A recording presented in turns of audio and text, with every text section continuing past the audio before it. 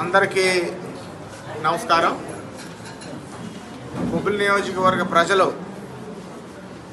నాకు మొన్న సార్వత్రిక ఎన్నికల్లో ఇచ్చినటువంటి హోదాలో ఇవాళ హాస్పిటల్ అడ్వైజరీ కమిటీ మీటింగ్కి డాక్టర్ శశిభూషణ్ రావు గారి యొక్క అధ్యక్షతన హాజరవ్వడం జరిగింది. మీటింగ్కి ముందు సుమారు గంట సేపు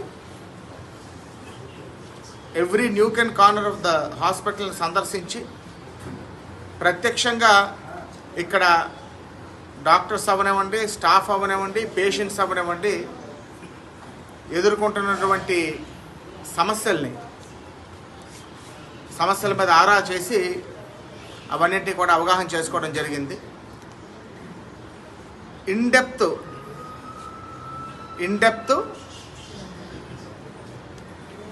హాస్పిటల్ స్టాఫ్ అవనివ్వండి, అందరూ కూడా ఎదుర్కొంటున్నటువంటి సమస్యలు, రిక్వైర్మెంట్స్ అన్నింటినీ కూడా లిస్ట్ అవుట్ చేయడం జరిగింది. ఒకలాగా బాధ ఉంది, ఒకలాగా సంతోషం కూడా ఉంది. అంటే మీకు అందరికీ తెలుసు,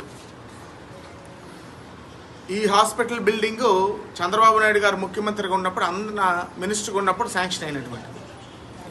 ఇదే డబ్బులతో, ఇదే అమౌంట్తో చీపురుపల్లి అక్కడ 2 ఫ్లోర్స్ అయ్యాయి. కానీ వర్క్ తాత్సారం అవడం వల్ల గత ప్రభుత్వం, గత పాలకుల యొక్క చాతకాంతనం వల్ల రేట్స్ పెరిగి 1 ఫ్లోర్కే పరిమితమైంది అదే డబ్బు. ఇవాళ మేజర్ డిమాండ్ అనేది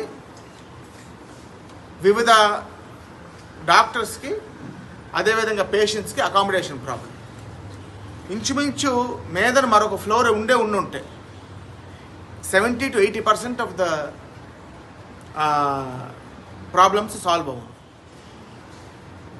ఇవాళ ప్రజలు ఇచ్చినటువంటి బాధ్యత, ప్రజలు ఇచ్చినటువంటి మా మీద పెట్టుకున్న నమ్మకాన్ని వమ్ము చేయకుండా, తప్పిదం ఎవరిదైనా దాన్ని సరిదిద్దడానికే నన్ను ఈ కుర్చీలో కూర్చోబెట్టారు. కాబట్టి తప్పకుండా అకామిడేషన్ ప్రాబ్లం ఏదైతే ఉందో దాన్ని యాజ్ సూన్ యాజ్ పాసిబుల్ ఇమీడియట్గా యుద్ధ ప్రాతిపదికనే శాంక్షన్ చేయించి అందుబాటులో తేయడానికి నా మొదటి ప్రయత్నం ఉంటుందని మీకు తెలియదు. నాకు తెలిసినటువంటి పరిచయాలతో సిఎస్ఆర్ ఫండ్స్ ఒకరు 1 కోటి రూపాయల వరకు నేను కేటాయించగలను. నేను బొబ్బిలి నుంచి వచ్చాను కాబట్టి ఆయనకు ఉన్నటువంటి గుడ్ బుక్స్తోని, వారి పలుకుబడితో 1 కోటి రూపాయల వరకు కేటాయించగలవని 3 రోజుల క్రితం చెప్పడం జరిగింది. యుద్ధ ప్రాతిపదికన ఈ హాస్పిటల్ కమిటీ మీటింగ్ ఏర్పాటు చేయడానికి ఒక కారణం అదే. రేపు బాడెంకి కూడా వెళ్తున్నాం. ముఖ్యంగా చాలా చిన్నవి, ఎలాంటివంటే వెయిటింగ్ ఏరియాలో ఓపీ పేషెంట్స్కి chairs, benches, RO water plant, electrification problem, minor repairs, 2 systems, computer systems, freezer బాక్స్లు, 2 computers, chairs for doctors, ACs, inverters, ఇవన్నీ అసలు ఇంత చిన్నవి కూడా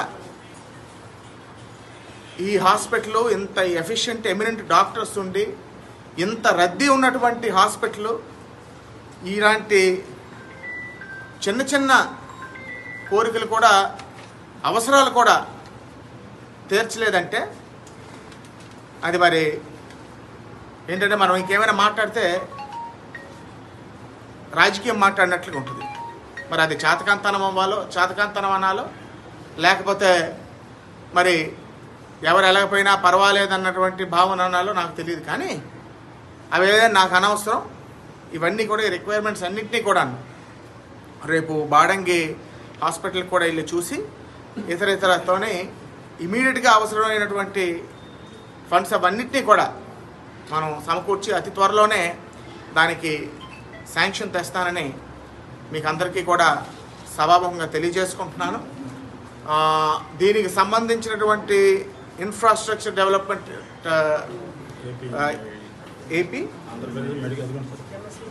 ఏపీ ఎంఎస్ఐడిసి సంబంధించినటువంటి ఇంజనీర్స్ని అతి త్వరలోనే 2 రోజులు 3 రోజుల్లో ఇక్కడికి రప్పించి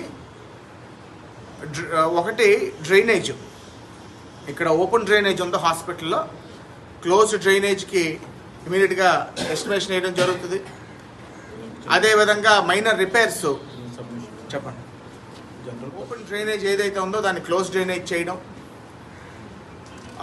మైనర్ పోస్ట్ మార్టం రూమ్కి రిపేర్స్, అదేవిధంగా ఓల్డ్ బిల్డింగ్ ఏదైతే ఉందో దానికి full fledged repairs plus wiring, ఆ తర్వాత ఎక్స్రే రూమ్లో వైరింగ్ ఒకటి ఇబ్బంది ఉందని చెప్పారు. ఎలక్ట్రిఫికేషన్ ఎక్కడ ప్రాబ్లం ఉన్నా అవన్నింటినీ కూడా ఎస్టిమేషన్ వేయించి ప్రజలకి అతి త్వరలోనే శాంక్షన్ చేయించి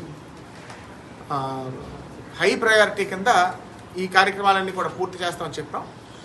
మున్సిపల్ అధికారులకు 3 ఎలక్ట్రీషియన్స్ ఉన్నారు, ఇక్కడ ఫుల్ ఫ్లెడ్జ్డ్ ఎలక్ట్రీషియన్ లేరని హాస్పిటల్ సిబ్బంది వారు చెప్పారు.